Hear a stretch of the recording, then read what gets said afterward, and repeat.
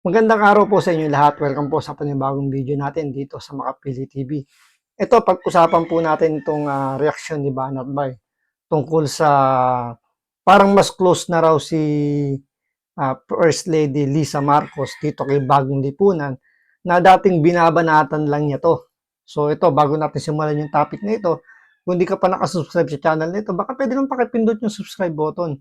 At the same time, palike na rin po ng video. Wala naman pong bayad dyan. Kaya ito, pindot na. So ito, pag-usapan o panoorin po natin itong tanong ni Banat Bay kay Bagong Lipunan kung close na ba kayo ni First Lady Lisa Marcos. Ugali niyo rin na feeling entitled na kaya niyong diktahan si Liza. Ibig sabihin yun, hindi kayo alam paano kumulate sa Liza. Paano kung na-appoint kayong dalawa? Dito, halatang-halatang meron na siyang pagkiling kay Lisa Marcos. Dito, binabanatan niya na si Maharlika at si Pebbles. Binabanatan niya na at sinasabi niyang hindi lang kasi kayo napagbigyan ni Lisa. Kaya niyo binabanatan. So, how did you know na hindi sila pinagbigyan ni Lisa? Dito kasi, itong si Maharlika at si Pebbles, binabanatan tong si First Lady Lisa Marcos. So, kritiko ito uh, ng Marcos administration. Kasama na tong si Bagong Lipunan. Magkakasama tong tatlong to. Pero ngayon, parang bumabaligtad na si Bagong Lipunan dito sa dalawang kay Pebbles at kay Maharlika.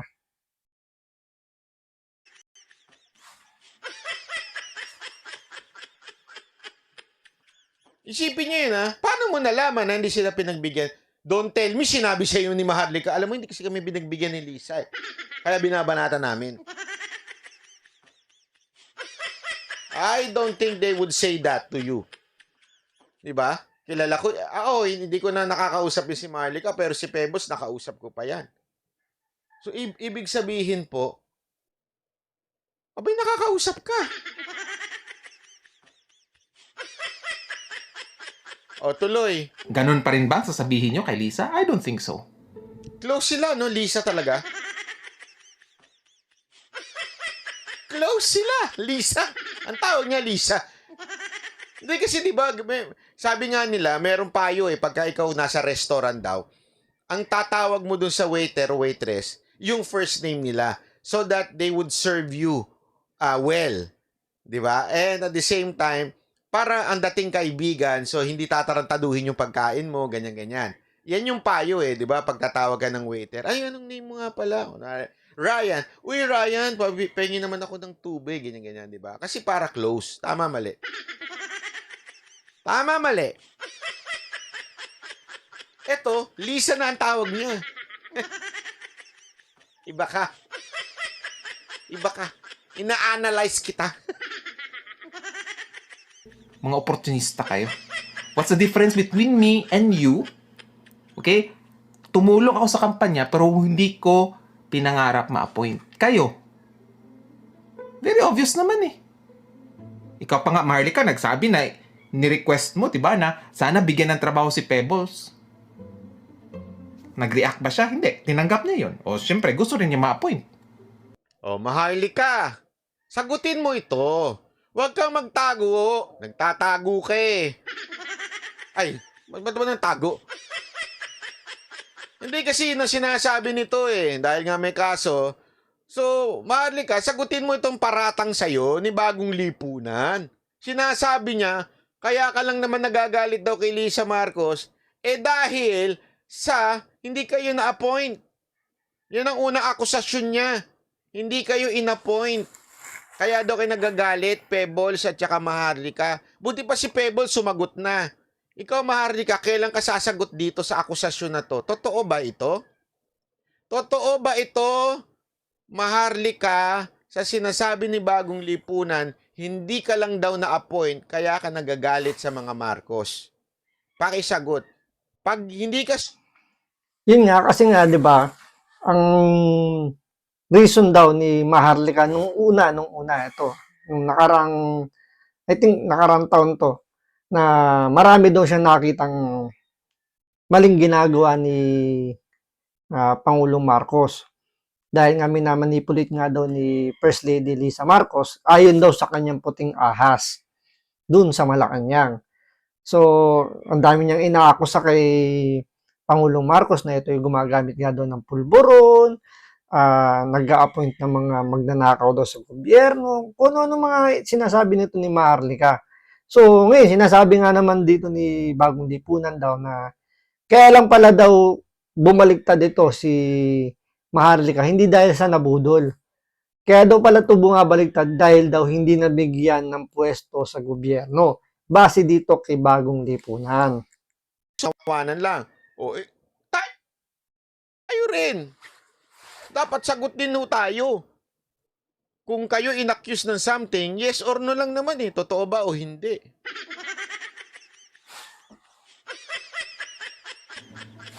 Di ba? Yung vlog mo na tinanong mo si Lisa, bakit hindi pa na-put si Glenn Chong? Yun yung last na hindi na sumagot si Lisa sa iyo. Kasi demanding ka. Oh, dinuro ka pa! Dinuro ka, madam! Demanding ka. Nanggigigil na naman si Bagong Lipunan. Demanding. Madam, hindi ka lang daw humingi ng appointment. Demanding ka. Ano ibig sabihin nun? Entitled ka daw, Madam Maharlika. Dinuro ka ng ganon? Payag ka nun? Payag ka? Ako, di ako papayag niyan. Induduruin ako ng ganyan? Hindi ako papayag. Diba? Sana kung hindi niya pinangulangot yan, okay lang. Eh, pinangulangot niya yan eh. Tapos dinuro ka. Gumanon siya, tapos... Diba? Feeling entitled. Hindi naman talaga kayo nabudol eh. Hindi lang kayo napagbigyan. That's the difference between me and you. Yun! Siya lang ang bayani. Siya lang ang bayani. Si Bagong Lipunan lang ang may pagmamahal sa bansa. Ay! Dinaig mo pa si TP. Walang biro. Dinaig mo pa si TP.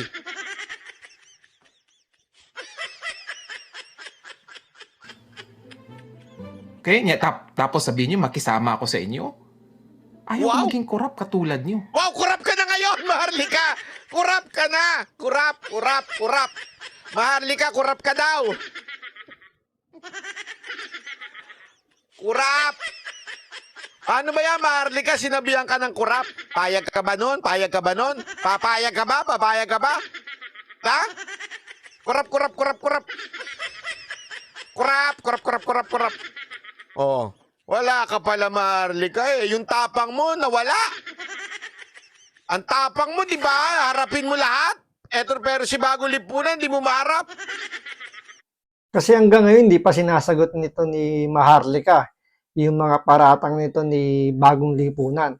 So, naturalmente, sasabihin nga, di ba, na parang, yun nga, hanggang ngayon, hindi ka pa rin sumasagot sa mga paratang nito. So, parang kinakain siya ng buhay nito ni Bagong Lipunan na dahil hindi mapasinungalingan ni Maharlika yung mga pinagsasabi nito ni Bagong Lipunan. Kurap.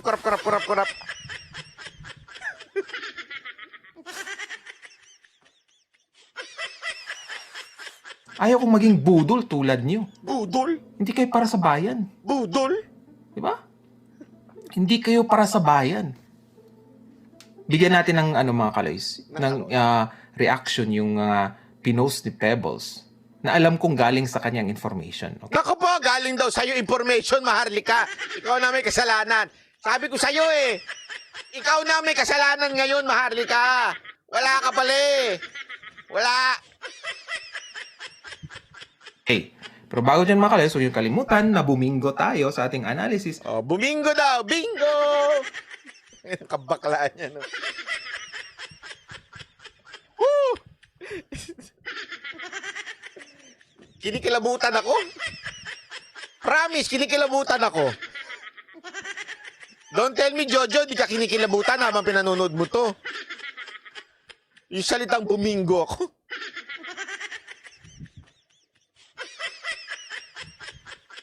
Nakakasuhan nga ni Abel itong si Maharlika.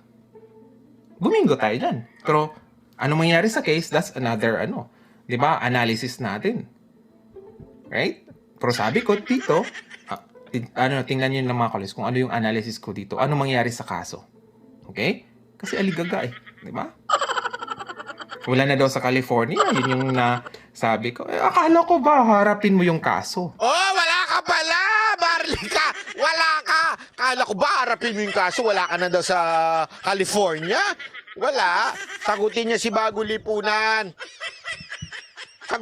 Dapat nga sagutin ni Maharlika yung mga patusada nito ni Bagong Lipunan na ang tapang-tapang daw nahaharapin daw yung kaso dyan sa California. Pero sabi nga nagtatago daw. So, sana sagutin to ni Maharlika. Sagutin niya si Bagong Lipunan. Diba? Kurap daw siya eh. Oh, ayag ba siya nun? Kurap siya. Kurap ka daw, Maharlika. Oh. Diba? Yung talagang may ebidensya ka. Unang-una, nasaan ang pulburon video? Oh, ngayon di na siya naniniwala sa pulburon video. Sintu to. That, halos gatasan mo araw-araw yung pulburon video, tas ngayon di ka na naniniwala. Ang lupit mo, Brad. Ibang level yung ano mo, U-turn mo, ha. Dinaig mo pa talaga yung mga nag-U-turn. Alam mo yung ano, bumibiglang liko sa mga ano dyan sa mga motel, dinaig mo. Halos inaraw-araw mo yung video na yan eh. As ngayon, wala na yung video. Biglang nawala. Ay, nako, sa halagang... Right? Nasaan yung narongsan ni Amy na asin daw? Oh, That's the second one. oh, Mayroon ba? asan daw yon yung mga ganon-ganon. Oh, yung text daw ni Amy, hindi mo na pinakita, Maharlika, wala ka pala. Wala. Puro ka pala daw fake news, Maharlika. Diba? Kung utusan mo man lang tong si Pebbles, dapat Oo. kumpleto. Oh, kaya Hindi nga. yung magpe-fake news ka lang. Okay. Oh, fake news ka, Maharlika. Fake news, fake news, fake news. Fake news, Maharlika. Oh, ang tanong, sino na ang reyna ng fake news? Si Maharlika o itong si Bagong Lipunan? Oh, ha? Ano sa tingin nyo? Comment down below kung sino daw mas fake news, kung si Maharlika daw ba o si Bagong Lipunan. Comment down below po. Oh. Ano na sa tingin nyo? Oh, sino ang fake news sa kanilang dalawa? Wala ka pala, Maharlika. Fake news ka, fake news. Mga kaloys, eto Papakita ko sa inyo yung mga kaloys. Anong sinabi niya? Ah, sige nga. Naka-zoom in ba mga kaloys? Ah, sige, mga zoom in. Shoutout kay Ma'am Lichen, kay Jai, at kay Ma'am Liz, at kay Ma'am Melodia Yoshida. Okay? Sabi ni Fourleaf, tungod ba anin nang wala kagipansin Maharlika sa imong project? No, it's not about the project mga kaloys. In-explain ko na sa iyo, hindi sila qualified din.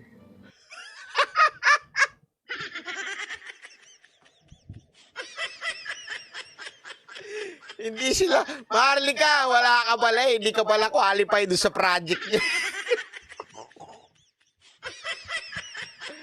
Ang tindi, may qualification yung project. Wala.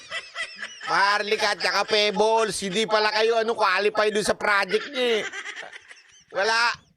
Sino kayang qualified doon sa project niya? Siya lang mag-isa? Lupit nito. Lahat kayo, kurap. Lahat kayo, hindi qualified. Ako lang ang qualified. In-explain ko lang kay Maharlika ano yung red flag kay Glenn Chong. Diba? About dun sa ayaw ni Glenn Chong mawala yung project ng mga Congress, not the project's kabayanihan. Okay? Wala naman. Iba na lipad nito. Malayo na lipad nito. Project ng mga congressman, mga senator, na naging source ng corruption. Pork barrel po. Diba? Attorney Glenn Chong, ayaw ko sa smart mate kasi yun ang diba? Dayaan. Yun yung source ng corruption. Tapos, okay lang sa project ng Kongreso na naging source ng corruption. Ano yan? Double standard? Gusto mong maging COMELEC chairman? For what? Ang dami ba nakaabang dyan ng mga makikinabang sa pagiging chairman mo? Hindi ka po consistent eh. Yun yung red flag. Kasi nga, kahit sabihin mo, honest ako sa aking project, blah, blah, blah, how would you know kung walang mga resibo din? Di ba? O ha? Sabi mo, project dapat may resibo ha. O sige ha, siguraduhin mo yung project mo may resibo ha. Pag walang resibo yan, maniwala ka sa akin, aaraw-arawin ka namin dito. Yan yung hamon ni Banat Bay dyan kay Bagong Lipunan. Kailangan meron siyang maipakitang resibo, kundi aaraw-arawin si Banat Bay. Pero ito lang naman kasi yung mga kababayan natin. Nagtatalo-talo na itong mga vlogger na to mga kasama to ni Marlica. Malamang sa malamang nagkaroon to ng misunderstanding dun sa kanilang pinaglalaban. Kaya ngayon nagbubukuhan na sila. Kaya nga dito sabi nga ni Banat Bay, pinararatangan na kung ano-ano nito ni Bagong Lipunan si Maharlika. Gawa ng yun nga, misunderstanding siguro, meron silang hindi na pagkasunduan, malamang sa malamang yan. So, ngayon, sila na nagbabanatan, sila na yung mga naglalaglagan. So, nandyan na ngayon yung karakter nila, kung dapat ba silang paniwalaan. Kasi nga, kung sila naglalaglagan, sila nagbibigay ng mga maling akusasyon, maling turingan na sa kanilang samahan, ano pa yung paniniwalaan natin sa kanila? Ano pa yung kredibilidad nila para maging influencer? Yun lang naman po sa akin. So, sundan po natin sa mga susunod na video itong nangyayaring laglagan, banatan nito ni Bagong Lipunan at ni Maharlika. So, maraming salamat po.